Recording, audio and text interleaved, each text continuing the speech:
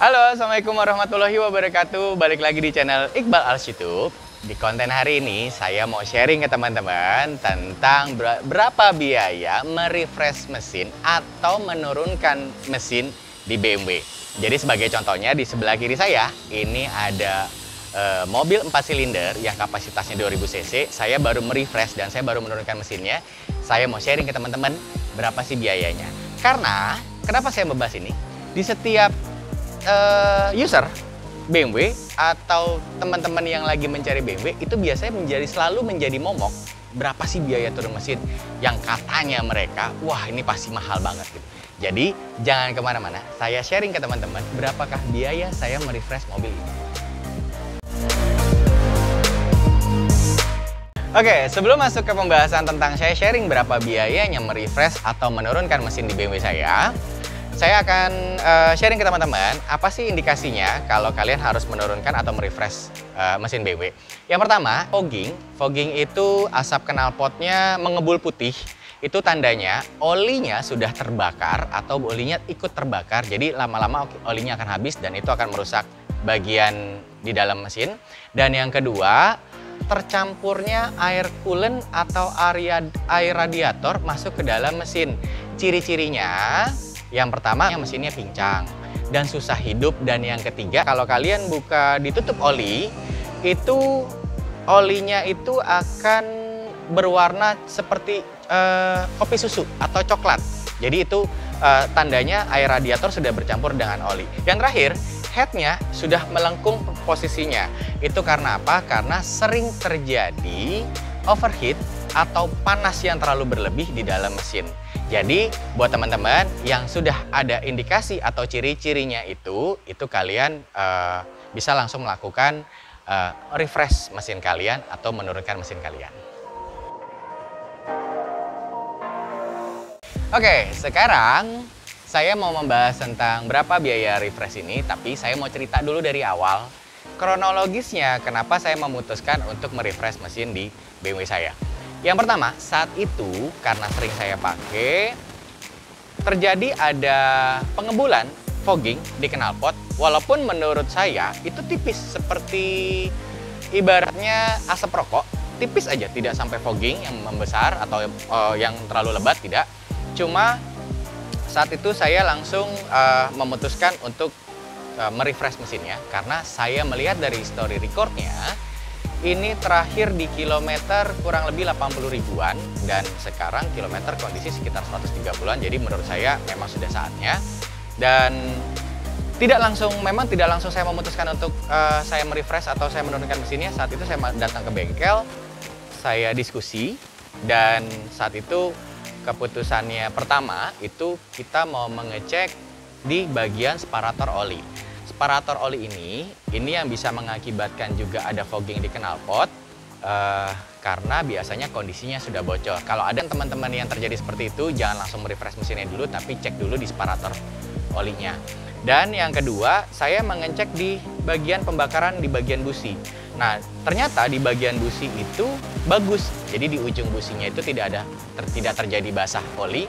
Tapi saya berpikirnya karena mobil ini sudah servis rekornya kurang lebih sekitar 70 ribuan dan harus merefresh mesinnya. Jadi saya putuskan untuk saya turunkan setengah dan merefresh mesinnya. Oke, saya akan menunjukin ke teman-teman mesinnya ini 4 silinder dengan kode mesin N46. Om Michael, tolong dibukain Om Michael.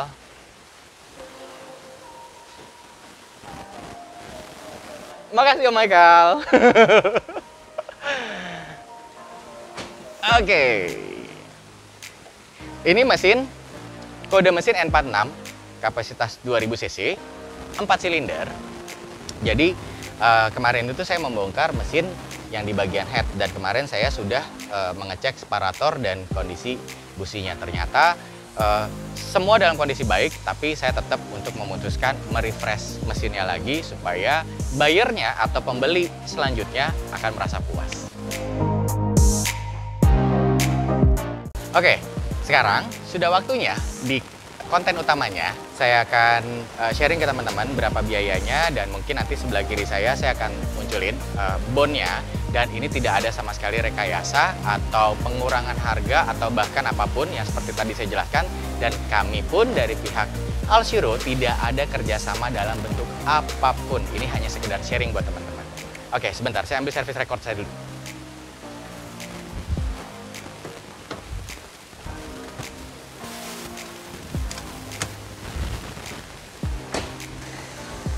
Oke, ini service record yang pernah saya bikin video saat itu. Saya selalu kasih tahu ke teman-teman, selalu mengingatkan ke teman-teman, jangan lupa service record itu harus selalu dikumpulkan supaya apa? Kalian pada saat mau servis, kalian ada terkendala, kalian bisa mengurutkan apa yang permasalahan yang sudah kalian perbaiki dan yang belum. Jadi ini service record saya untuk mobil ini lumayan agak tebal, lumayan. Dan ini bon yang saya taruh dulu. Om Michael, tolong Om Michael. Terima kasih Om Michael. Oke, saya akan bacakan ini. Mungkin nanti di sebelah kiri saya akan tampilkan bonnya. Dan ini tanggal 5 Agustus 2021 kepada yang terhormat Pak Iqbal atau saya sendiri. Dengan seri mobil 120 dengan plat nomor. Yang pertama, totalnya di sini 6.080.000. Itu pengerjaan yang saya lakukan itu turun mesin, berikut jasa, berikut spare part, dan berikut menggantikan kampas rem dan sensornya bagian depan sebelah kiri. Oke, saya akan rinci dari pertama. Satu set packing top set harganya 2 juta. Packing top set itu apa? Jadi pada saat kalian nurunin mesin itu akan ada seal-seal atau packing yang harus diganti baru. Nah itu biayanya spare partnya itu 2 juta. Dan 4 oli mesin kastrol. Nah saya juga baru tahu nih kalau termasuk dengan harga oli mesin kastrol 4 liter dengan harga 340.000. Yang ketiga, 2 botol karburator jet. Jadi ini di luar dari jasa, tapi ini dimasukkan harga chemicalnya. Yang keempat itu 4 karburator cleaner yang harganya 140.000 dan 1 set kampas rem depan sepasang bagian depan sepasang itu harganya 450.000. 1 set kampas rem bagian belakang itu harganya di sini 300.000 dan 1 sensor rem bagian belakang, sorry. Tadi saya bilang sebagian depan, ternyata yang diganti bagian belakang itu 150.000. Dan jasanya di sini 2.800.000 atau 2.500.000 nih ya. 2 juta, taruhlah 2.800.000. Jadi totalnya semua 6.080.000. Jadi yang saya perbaiki ini sudah 1 jasa untuk turunkan mesin, yang kedua spare partnya, yang ketiga saya kampas rem, yang keempat sensor kampas rem, yang kelima oli. 6.080.000.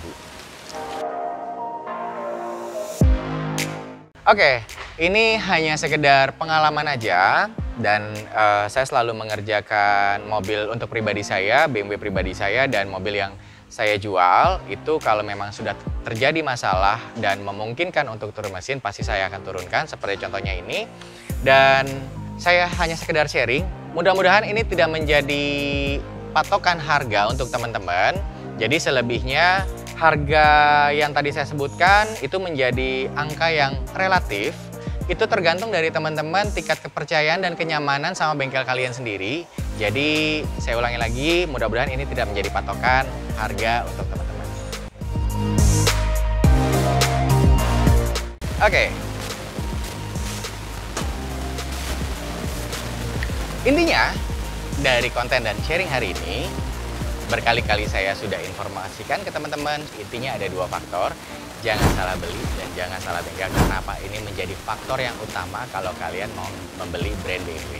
Oke, saya sudahi dulu konten hari ini. Jangan kemana-mana, tetap di channel Iqbal Arts YouTube. Jangan lupa like, comment, dan subscribe. Oke, see you!